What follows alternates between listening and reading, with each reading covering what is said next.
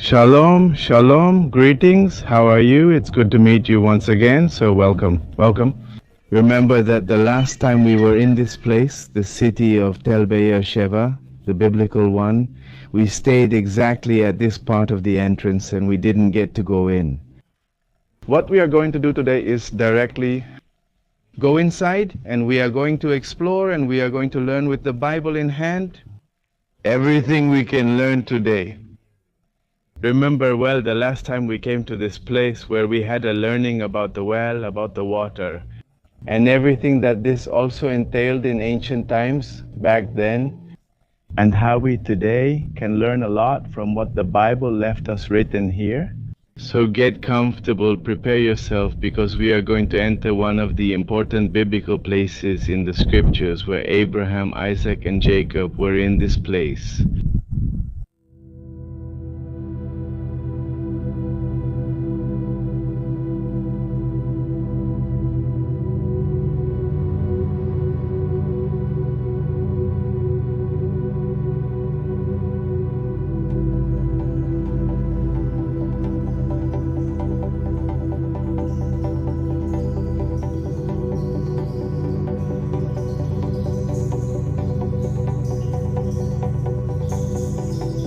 Well, it's really good that we can be here, after all this time of conflict that we had in these last days in Israel. We were quite limited with the fact of being able to tour the places, so I'm very, very, very happy that you are joining me again on this occasion, and we are in one of the places. Firstly, to tell you that it is the only place in the scriptures that to this day continues to maintain the same name as it was exactly given back then. That is, for example, Jerusalem. Its name was changed several times. One of the ancient cities, also Sheva. The place we are visiting is the place where it was once given that name, and to this day it continues to maintain exactly the same name. I don't know if you knew, but this place is called the place or the city of the patriarchs. Why? Because it is the only place exactly where both Abraham and Isaac and also Jacob lived. The three lived exactly in the same place. Now there is a big issue, perhaps a big confusion that we are going to clarify today in this video that we are going to have. We are going to clarify it with the scriptures, because many people say Sheva and then they go to the city that is behind this old part, which is the modern city of today. And there is also a well. Many tourists who have come and visited the place found a well that they say is the well of Sheva, the place where Abraham was also there. There is confusion because we teach there is another well here. The important thing is that thanks to God we have the scriptures, and the scriptures clarify for us. And as we always go in the original language, and from there we are going to get what it is going to tell us. We are going to understand today the concept of what exactly this place is. This place is called Tel Sheva, and the modern city is called the city of Sheva. We said earlier that a tel is made up of different layers. As time goes by, different peoples come and conquer, leaving the conquered people below, and a tel is slowly formed. This place that we are seeing today, as you can see here, everything around dates from the time of the judges. That is, the latest thing we have found here is from the time of the judges. In the scriptures, we are also going to find the concept that always says from Dan to Sheva. What it wants to tell us is that this was the southern area bordering Egypt. That is, from here, one would go to Egypt. And we have several biblical events here. Firstly, history teaches us that here Abraham names this place Tel Sheva, not Tel, but he names it Sheva. Tel will come later. Behind us, that is. Behind you, behind the camera. Today there is an Arab village. That Arab village managed to give the city they inhabit a name. It's a Bedouin community, and the name they gave it is called Tel Sheva. Now this is very interesting because that Arab village less than a kilometer from here is called Tel Sheva, when in reality the city is called Sheva, which is on the opposite side where the Jewish people live. And where we are in a place called Tel Sheva. Let's see, let's open the scriptures. In the book of Genesis, I want to show you something before we go directly into the city. Genesis, let's go to Chapter 21. If you have a Bible at home, it would be good if you could open it. Genesis chapter 21. and I'm going to go to verse number 24. And it goes like this. You can read the whole story. I here, for the sake of time, so as not to take up too much of your time, I'm going to try to summarize. But you can read the whole story from chapter 21. You will even find that when Abraham, in fact, he is leaving the area of Ur of the Chaldeans, he is going towards the northern area of Israel and begins to descend among the cities that go down to Shechem. Then he's going to pass through the area of Hebron to finally end up at this site. But in reality, before ending up at this site, he continues to descend because he goes down to the area of Egypt. He meets that Egyptian and also encounters Philistine.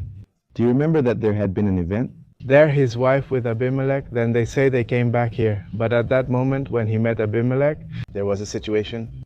There was a debate issue with the matter of his wife, Abraham's wife, who was also his sister, and the situation there.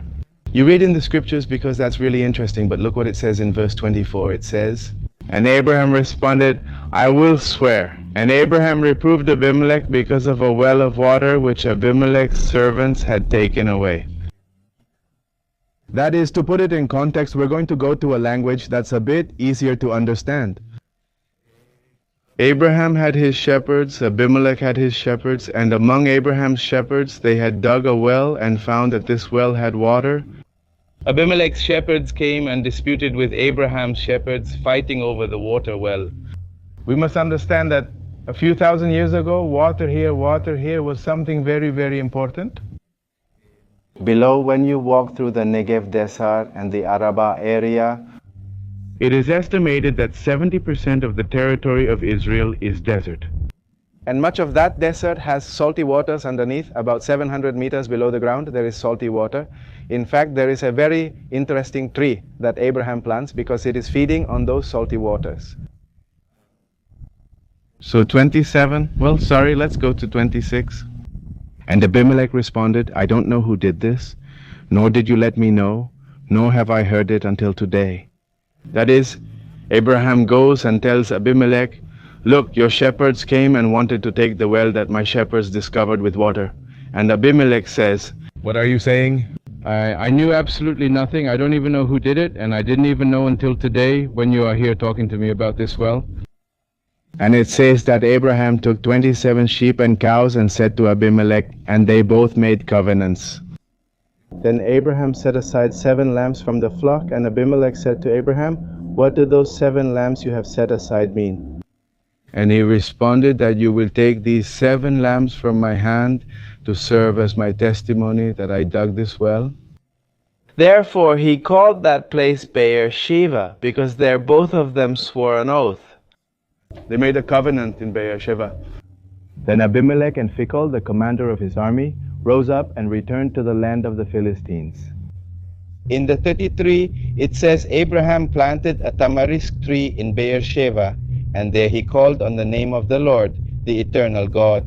And Abraham lived. This is also very interesting, so pay attention. Abraham lived in the Philistine land for a long time. It says he lived in the land of the Philistines, not specifically in Sheva. If we continue with the biblical event, we are going to go to chapter 22. And it says that what the Lord does is, he tests Abraham and tells him to take his son, his only one. And from here take him to a place towards the area of Mount Moriah. It says that from here Abraham takes his servant, the child, grabs wood from here from the area, and they leave. And on the 3rd day, Abraham manages to see the place where he had to make the sacrifice for Isaac. Now from here begins that connection between Beersheba and Moriah, that is Jerusalem.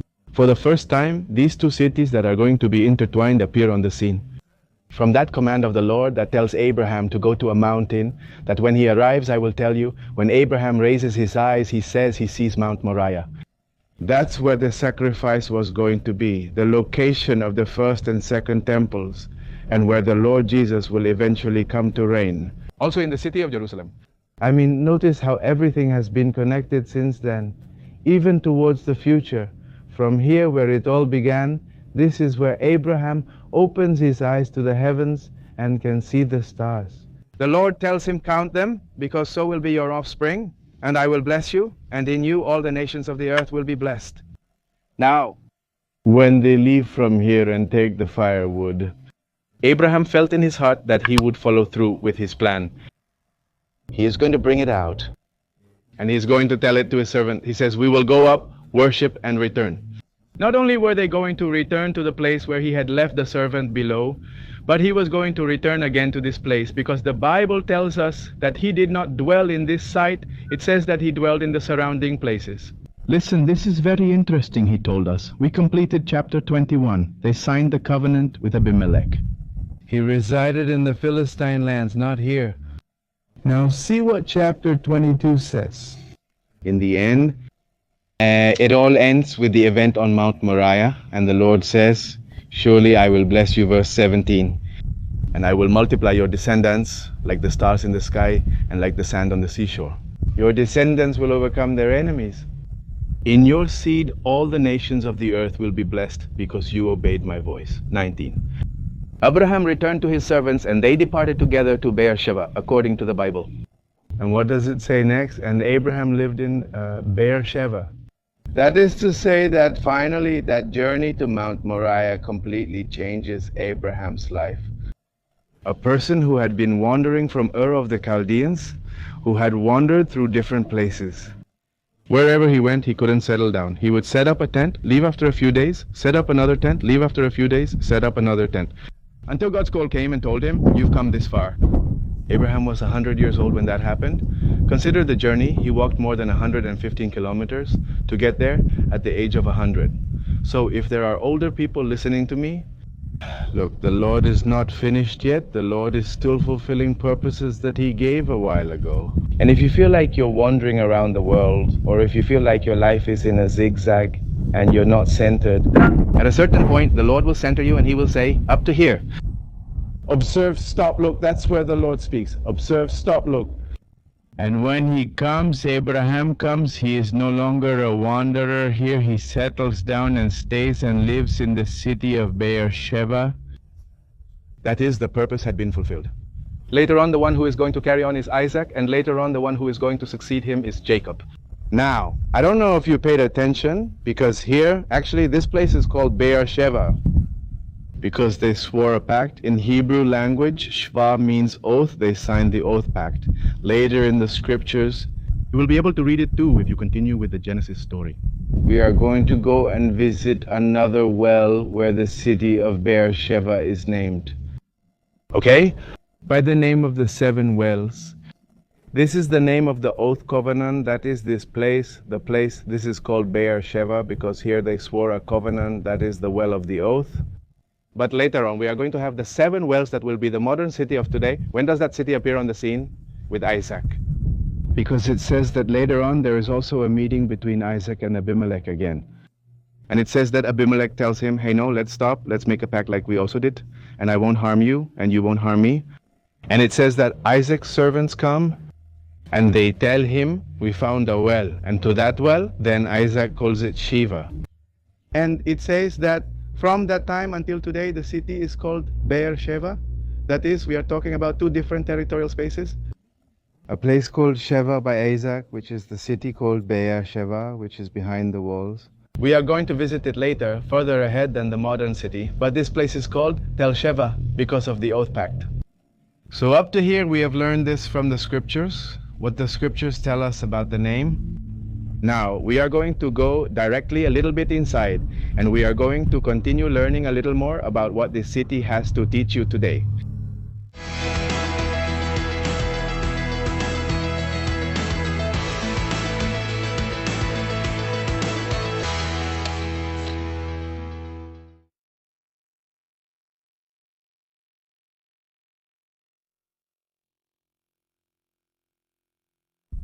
Well, just as we have just learned a little bit about the difference between the topic of names, I hope that when you visit in the future, you won't be confused. Look, we have here behind, firstly, the main entrance behind the well, which would be an entrance from a later period, modern era.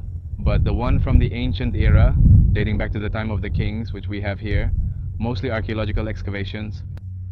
It's exactly where I'm standing here, this site. Look here. How it was seen back then. Notice that there were two towers in this place of the towers.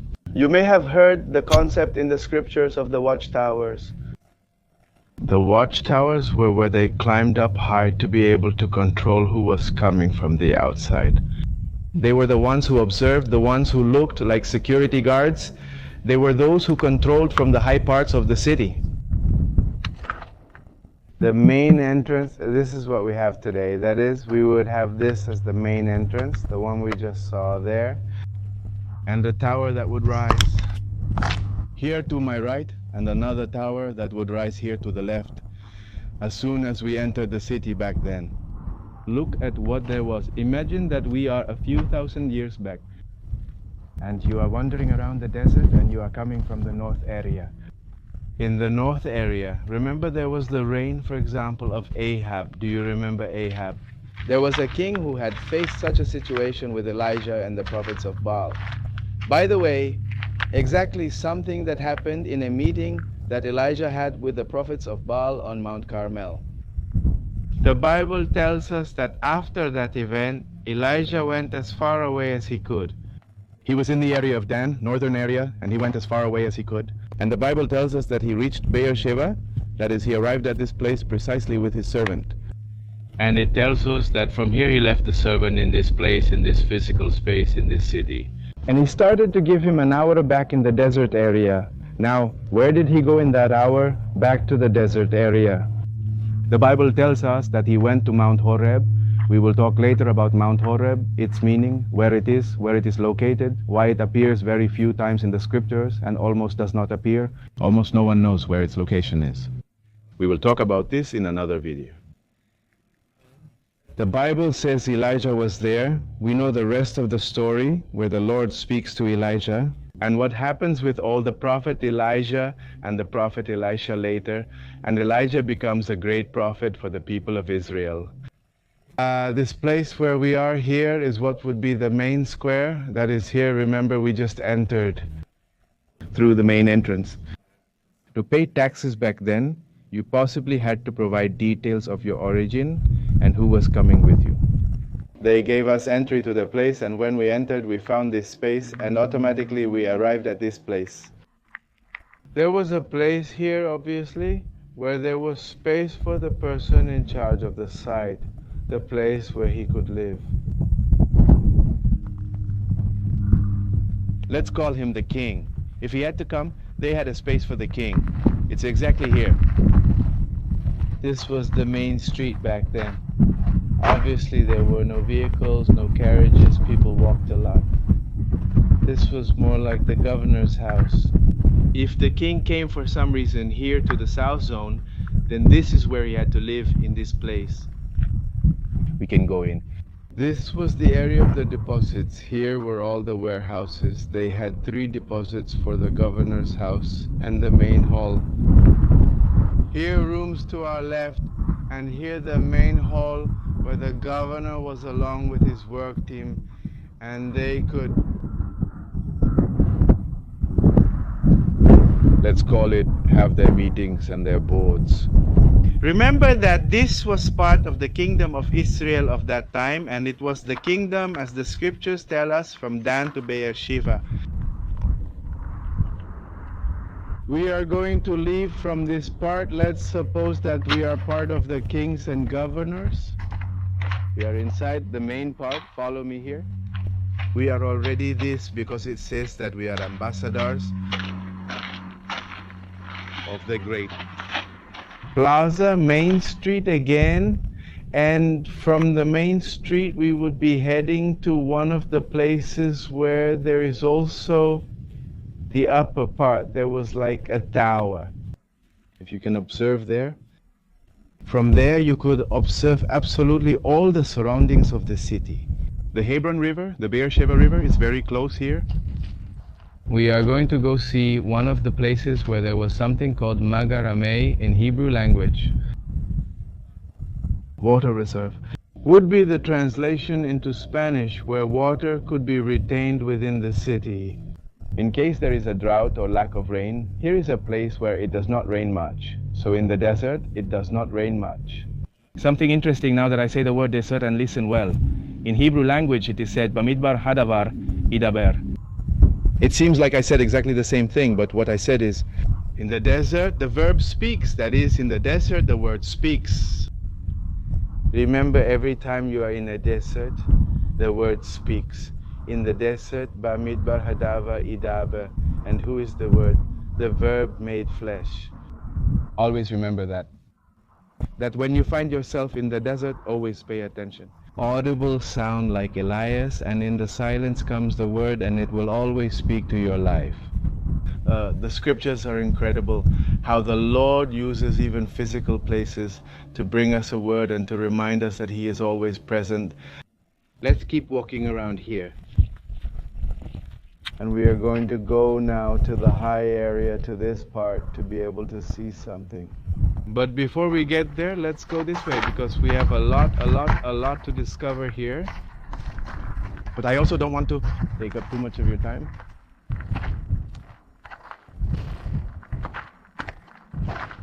Let's see, follow me this way. I'm over here on this side. There was a wall here. We are going to cross the walls as it should be done. This place, it is known as the underground house of this place. Look there at the door, as if there are doors underneath, because there were also pools here. That is, there was a mikvah. It is something that was also used because of the baptism rituals, where the Jewish people used to perform the baptisms. Here there was what is known as the underground house. There were other basements below. And there's something here.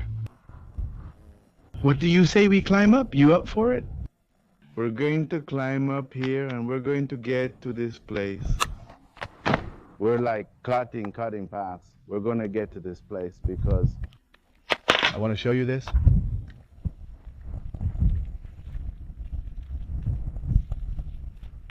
Obviously, when you come, you have to do the whole little path. I'm cutting the path for you.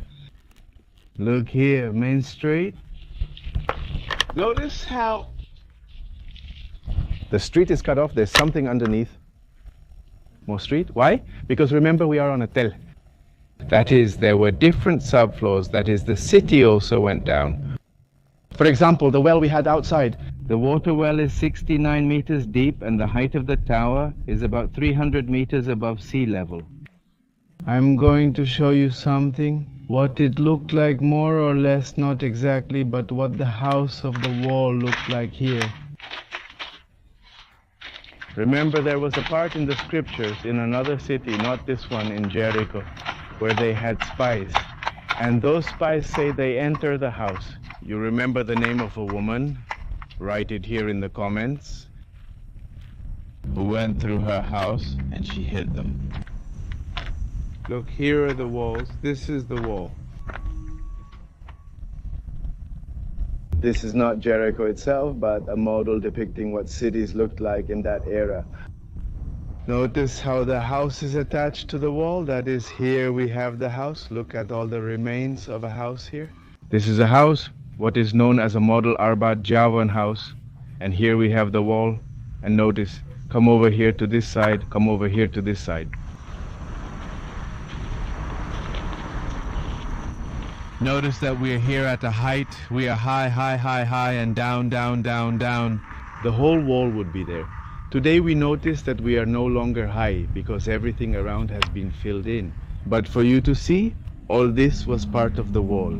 So when one came from outside, we're going to go up to here so you can visualize well. When one came from outside, what one would find.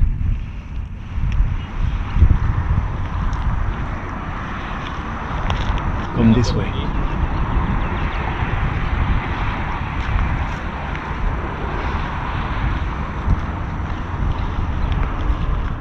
See all this deep part down, you can reach to see it. Here you realize that this is not a natural mountain, but what is known as a tell, something built after one conquest and another conquest and another conquest. And finally then, what we would find would be a wall. Look at all this part of the earth that we have here. We could find the wall. Directly the wall. We would be approximately 10 stories high. That is, quite high was the house of the wall. That is, you had to climb to get to the house. Let's look inside the place where we were going around. We are going to get to the area inside like this. Get ready. The one who has to go up is me. You are there resting. So you are calm. I always tell you that we are your legs and your hands. Either way, they are forcing me to exercise. So thanks to you who forced me to go out and show you a little bit of the land of Israel. For us, it's a privilege. We are at the top part of the tower. It's worth noting that two things. One, this tower is obviously a modern construction. But what they did was try to match the height of the original tower that was here before. The original tower that was here before was built with this type of stone. You can come to see. To see here. Here we are looking at the city from the high part. On several occasions we also said that there was a wall here. When you are looking in front of you now, for example, everything like messy. Not messy, like lack of construction. Because here there were conquests and conquests and conquests and conquests. And what they did archaeologically was to come later and restore the city again. Exactly, put it where the previous rock was. And so then we have what we have today. There are also different eras of rocks. And you are going to see different types of sizes, different types of material. There are different eras of rocks. Look at this model. This is what the city looked like back then. What I was talking to you about in Hebrew, here's a word for you, Homa. It's the wall. We were here exactly in this area here. This is where the house of the wall was located. The underground house was here, right here. Here is the government house, the governor's house, the main square, the entrance. Notice the two entrance towers, the entrance, we have them there. The main square and this green area. Why? Because it's a later period. This is different. We're talking about two different periods, both the green and the yellow. The yellow is the same wall. This green one was a later period. And out here is the well. Here would be the well, and here is the entrance and the water. Now we are on this part of the height, and we are going to reach this place. Look, this place, it's very interesting because it's where what I told you was the Magar Amei, the water reserve. Look over here. From here the water entered the city. It entered, as you just heard me, the water entered the city, and here they kept it. 700 cubic meters of water for the maintenance of the entire city in case there is a drought here. What we are seeing here in a landscape like this, quite distant, we have there what we said. The city of Tel Sheva, the Bedouin city, nowadays, Arabs. This is a Magar Amei, you can see there like a kind of lagoon.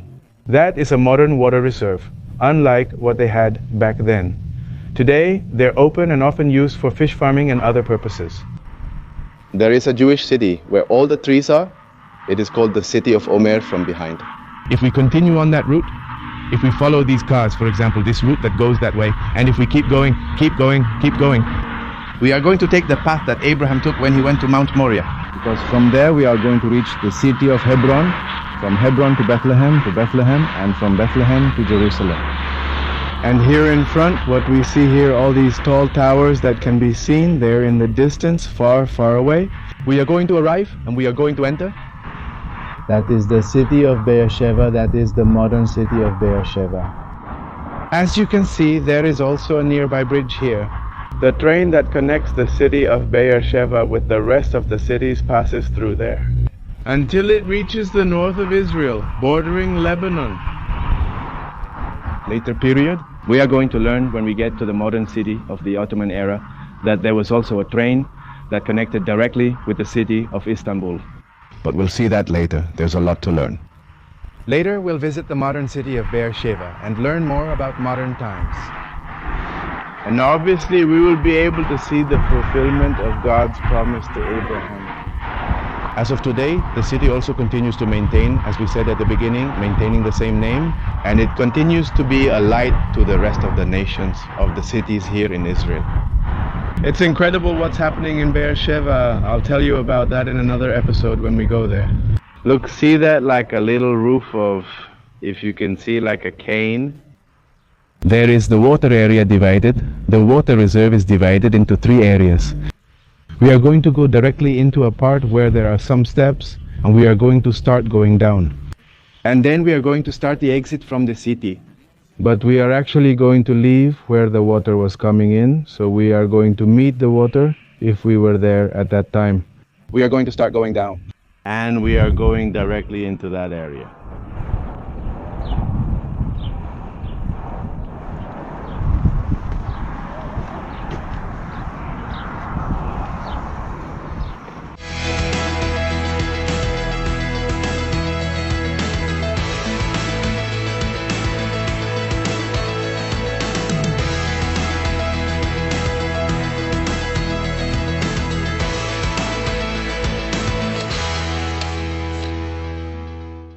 Meanwhile, we keep walking. Before we get there, I want to show you this, because this is very important.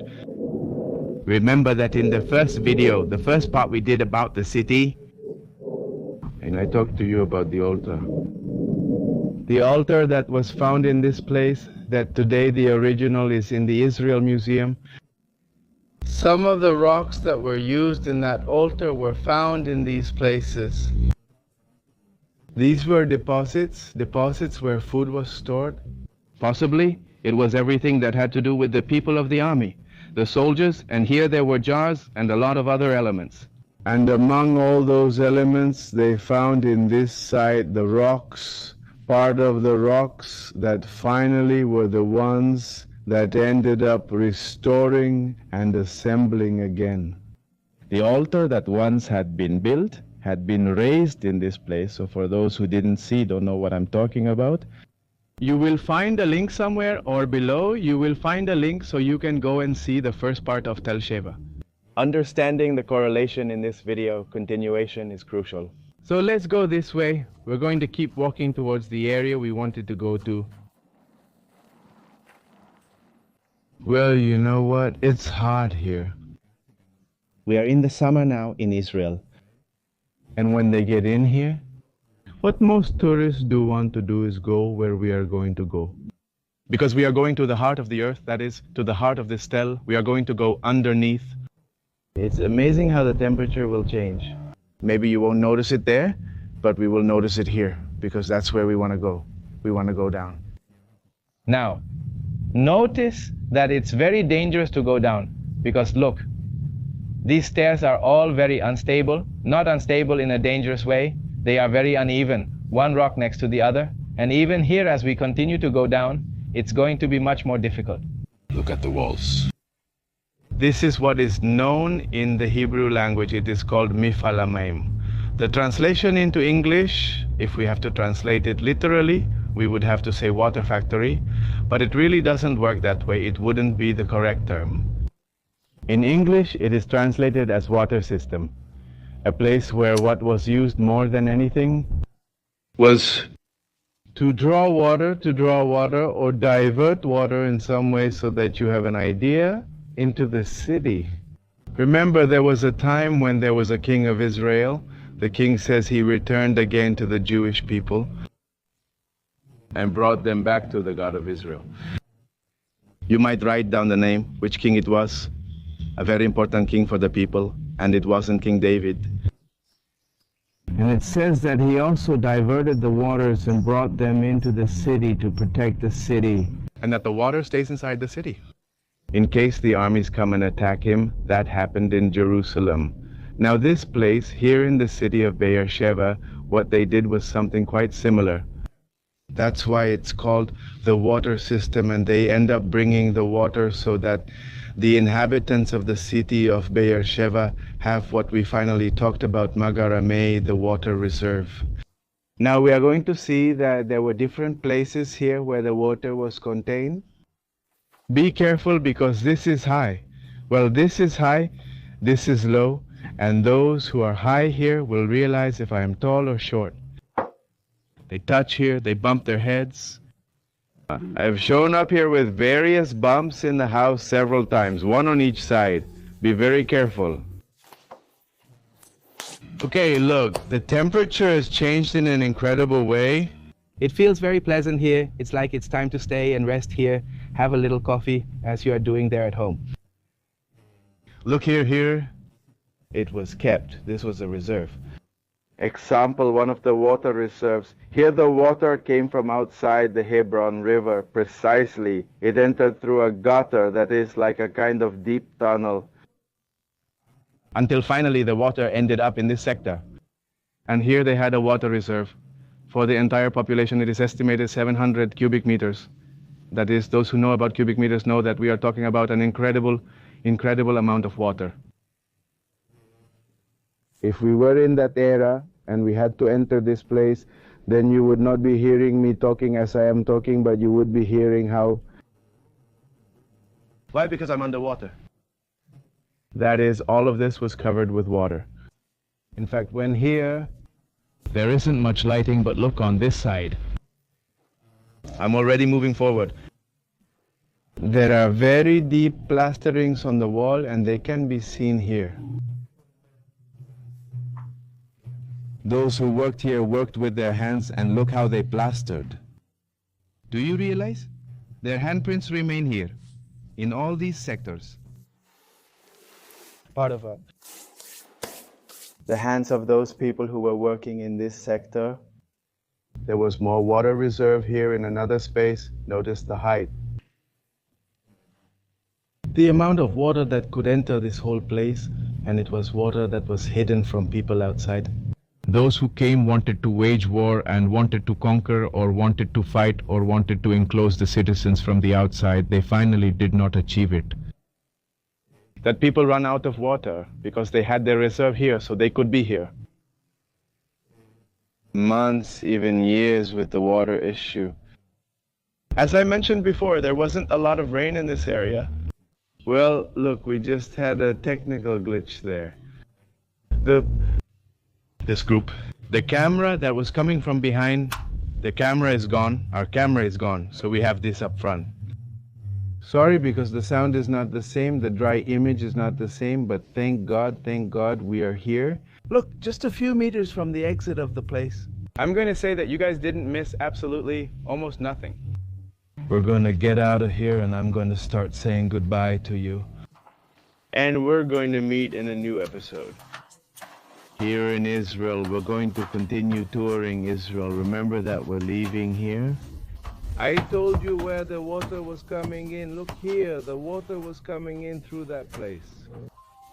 Here it was diverted and here it was finally coming in, which eventually became the water reserve for the citizens. We started to climb again and we are reaching the part of the exit where we almost started.